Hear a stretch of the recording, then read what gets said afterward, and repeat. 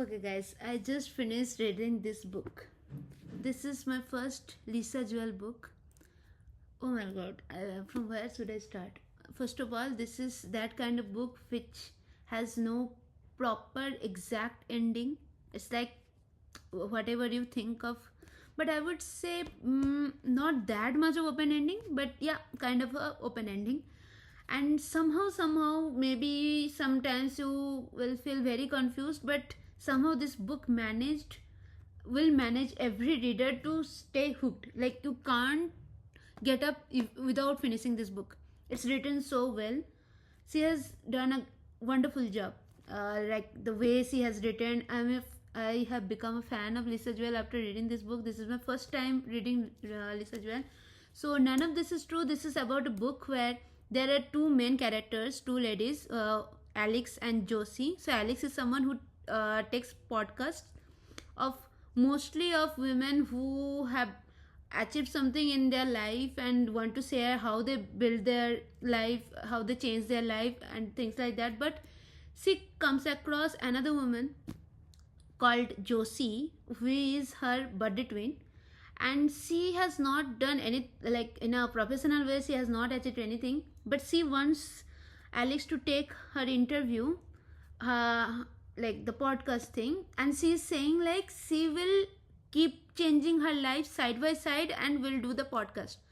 And somehow the story whatever Josie is telling about herself, about hers, Alex is getting very interested. She's thinking that it is not, like it is turning little darker, and it's very unsettling, but still Alex wants to know what the story of hers, and she gets more like into that, and somehow that brings a lot of problem into her life.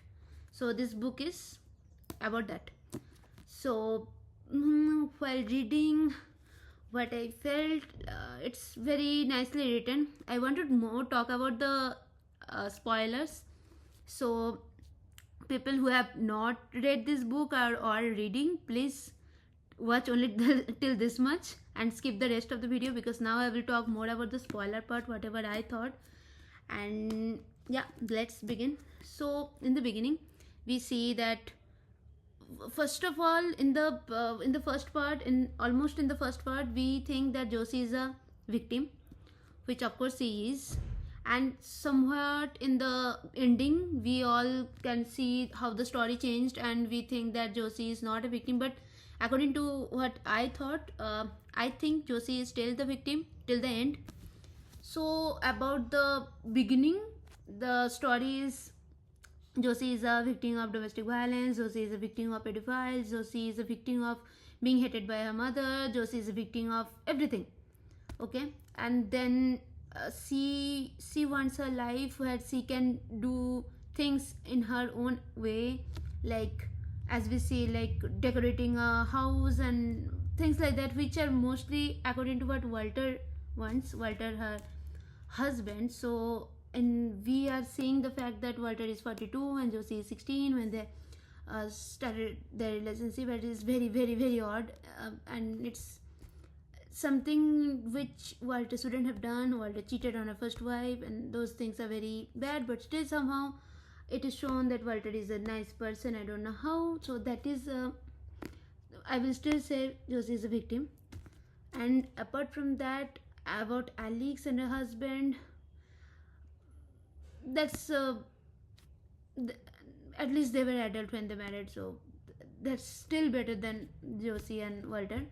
And then in the beginning we are always seeing like Josie is saying, we should tell police, we should do this and that, like reveal our truth to police and all that, to Walter. And Walter is becoming very mad, and we don't know it is something about Roxy or Erin, and we are all surprised. And later when all that thing happened, she told about all that beatings and all, and she came back to Alex's home and stayed for 1 week and everything. Then the narrative fully changed. That time, like the things which I observed, there's always whatever Josie has told about her story, Alex and Erin are, sorry, not Alex, her daughters, what are they? Erin and Roxy, they were always saying it's bullock, it's bullshit, it's nonsense. But only one point they agreed, whatever Josie said, that is, yes, Walter wanted things to be done in his way. Even Josie always being sad about the fact whenever she's come to Alex's house that your home, like you can decorate in your own way, I can't do that. It's always what Walter wants. And even the daughters also agreed that it's always about what Walter wants. So I think maybe it all created a, somehow it created a resentment in Josie's head against Walter, that she couldn't live her life at all because she was married off, and I don't know, it looked like maybe because of poverty or I don't know what, she maybe couldn't have a proper education or something, and somehow she saw her mother always dating guys for money, and somehow she also felt maybe that is the way of life, or I don't know how they ended up, Walter and Josie, but somehow that resentment was there, and that's why maybe Josie wanted to get rid of all the three of I don't know why she hated her daughter, but maybe they were all a team kind of, so maybe that's why she had the resentment. And anyways, but then the narrative was that Josie killed what was the name of Roxy's bestie? Forgot. Yeah, so relay. And we got to know that she killed and all that thing. But then in the end, when in the last chapter we are seeing the POV of Josie, and we got to know that Josie is doing all this to save her daughter. That is such a twist, such a turn, and that is how it is. Like, I think it is not open-ending book. I think it is a book where it is told in such a narrative way that it is difficult to believe the truth, but it is not open ending. It is how the things have been. Some are telling this, some are telling that, but I think I'm not sure about Erin, but Roxy is not a nice person. Roxy is more like her father, and both of them, maybe they were not good in the family, something. And I don't see Josie as a victim, whatever she had done, like when she is going to Alex's home and stealing things and all. She was deprived of all that things. That's why maybe she was doing that. So I think it all makes sense. And about Ethan, I don't know what to say about Alex's husband. Like, yeah, people will say he's a very good husband, but he could never keep a promise. He never kept a promise. Uh, Whatever Josie did, but how he will get into that trap? First of all, when his friends are leaving, why can't he leave? Huh? He had a promise.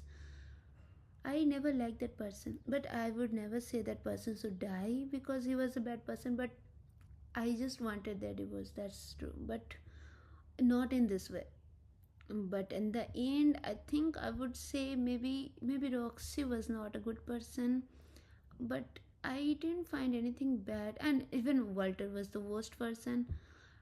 I won't I won't say that Josie was a bad person. So my perspective is Josie had a resentment, and that's why she did all these things. And I hope she is free and nobody catches her, and she lives a life peacefully away from all this. I can't say if I'm sorry for Alex or happy for Alex or nothing for Alex. I am not sure. I'm sorry for her kids, that's for sure. But about Alex, I can't say that. But yeah, overall, the writing, apart from the story, if I'm saying how I enjoyed this book, it was very awesome. I loved this. I became a fan of Lisa Jewell. Now I will devour other Lisa Jewell books after this. So yeah, I love this book. It was very awesome. And I always love the books where the main characters are in their 30s or 40s or 50s, like old adults.